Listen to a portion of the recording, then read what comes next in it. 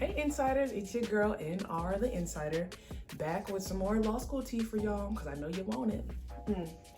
Make sure you like and subscribe and comment because you know you want to. So today's video is about law school, of course.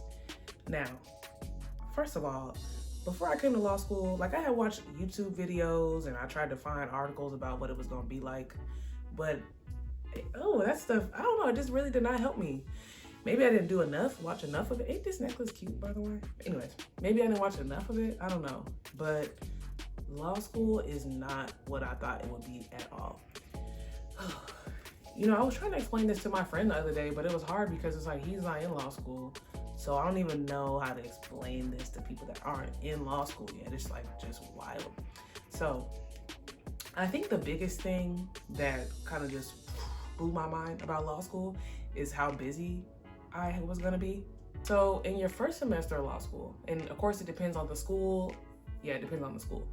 But in the first semester of law school, I took 4 classes. I took 3 doctrinal classes, which were Civ Pro, Civil Procedure, Torts, and Contracts.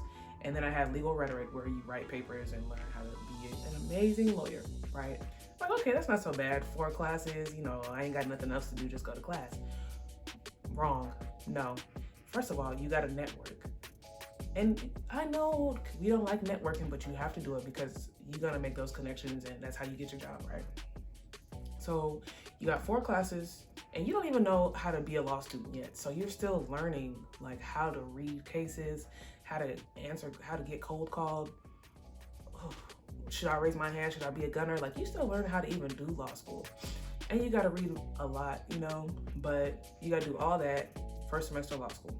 And then you gotta network. So you gotta go to different events and try to figure out what do you wanna do with your life. Like, you might think you know, but you don't know how exactly to get there, what you need to be doing, and you gotta figure that out first semester too. So that's pretty crazy, right? And I'll admit, you know, I'm always pretty good with time management, but dealing with these 3 classes and then legal rhetoric, where we writing like 20-page papers and I'm sitting here stressed out, it was tough, but you get through it. So after first semester is over, then you got winter break. You're like, ooh, I done finally made it through. I can take a break. Wrong again. You gotta apply for every internship under the sun. First of all, I'm in DC. There's how many law schools in DC? Like 5, and then you got Virginia and Maryland too. Everybody's competing for the same internships. You gonna be, I don't know where your schools are. Maybe you're in like a smaller town or something where it's not that competitive. But still, you gotta be applying for internships like it's no tomorrow. So when I got home for winter break, I took a few days off, but then I started writing cover letters because you gotta have at least a template to go off of. Start trying to fix my resume. Then I'm just applying. Like, I didn't want to see my cover letter. I don't want to see my name. Hi, my name is Nicole. I didn't want to say that no more. And for those of y'all that want to work at firms, don't quote me on this, but I'm pretty sure y'all gotta start applying in like November, like October. So, and keep going through the interview process and stuff. So it's a lot. And in some of these places, they want you to do like writing tests, or you gotta go through 3 or 4 interviews just to not get the internship. It's a lot. So winter break, it's a break, but it's really not a break like you think, like it was in undergrad. But the big thing, it really gets popping, 1L spring. Ooh, child. So first of all, you have more classes than you had first semester. So this semester I had criminal law, constitutional law, property, still legal rhetoric again, because you gotta keep on writing. And then I had legal ethics, which was like my elective kind of. Other people took like IP, whatever the other ones are. They took administrative law, they took all those. So I took legal ethics because that's required. And I was like, let me get it out the way. So you got 5 classes. Now at this point, you kind of know how to be a law student, but your professors are different. So you still got to figure out what they want. And you got 5 classes, you know, it's a lot. But never mind the classes. Never mind the classes, that's a lot. We already know that. But let me tell you what else you got to do. Honor societies. Now folks want to be on mock trial and moot court, and we have like other societies that you can join, like alternative dispute resolution, and there's another one I'm forgetting, but it don't matter. So there's like 4 different things you can join. You got to try out, you got to write papers to try out. It's a lot. And at my school, that stuff came in the beginning of the school year. So it was like, You had to know what you wanted to do. You had to try to find you a little mentor to hook you up to figure out what's the best way to get into this organization. And you still got to go to class. You still got to write your papers for legal rhetoric because Professor Spratt ain't playing. And let me keep going. You got to keep networking. What? I'm tired of networking. I was tired. I didn't want to talk to another person. I didn't want to give my little elevator speech, but you got to keep doing it. So you got 5 classes. You got competition teams you're trying to get on. And then you got to network. I'm going to keep saying network because you got to network. Whew. So I'm not even done yet, because then you got student orgs. And I know it sounds like student orgs is like an undergrad thing, but it's definitely not. So it depends on what kind of law you want to do, right? So some schools might have criminal law society, IP law society, political law society, sports law society, entertainment law society. I mean, my school has so many different societies, so many different things you could join, and you got to get some leadership experience. Even if you've had some in undergrad, you definitely trying to get some in law school. You know, you're trying to level up. So you got to be active in orgs, and you got to campaign for your position. So that's another thing you got to do. And on top of all that, depending on when your school does it, my school had our journal write-on competition during spring break. So that meant we, as a first year student, we wasn't going nowhere. You got to be sitting here reading through this 300-page packet, trying to do that, while you still got to read for class and write your papers and do all that.